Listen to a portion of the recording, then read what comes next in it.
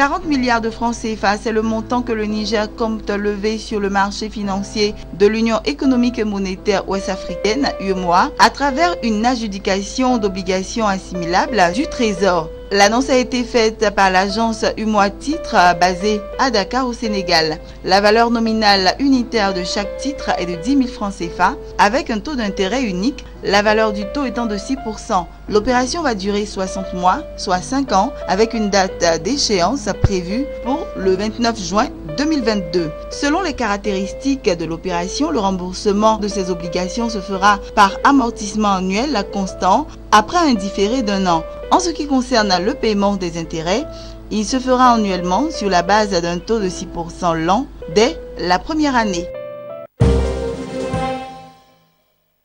Selon l'édition 2017 du rapport d'évaluation annuelle du Conseil mondial du tourisme et du voyage, l'apport de l'industrie touristique au PIB du Kenya devrait croître en moyenne de 6% par an sur les 10 prochaines années. Comme l'indique le rapport, la croissance du tourisme est plus rapide que celle du secteur automobile ou du secteur agricole. Le tourisme comptera donc pour beaucoup dans l'économie kenyane sur les prochaines décennies.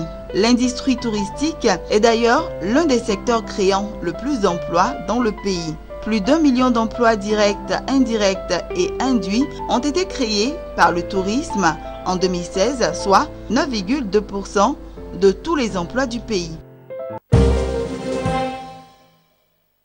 Le gouverneur de la Banque centrale marocaine, le patron de la politique monétaire du Maroc, ancien ministre des Finances dans les années 80, où le royaume chérifien avait connu une dévaluation qui a laissé des séquelles, est monté au créneau pour couper court aux rumeurs alimentées par l'ensemble des banques commerciales du pays. Il a expliqué les tenants et les aboutissants du processus de la libéralisation du dirham, qualifiant d'attaque spéculative les manœuvres récentes des banques locales.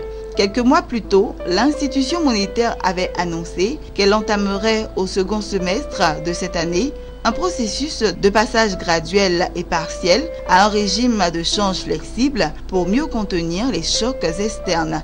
L'opération devrait s'étaler sur 15 ans.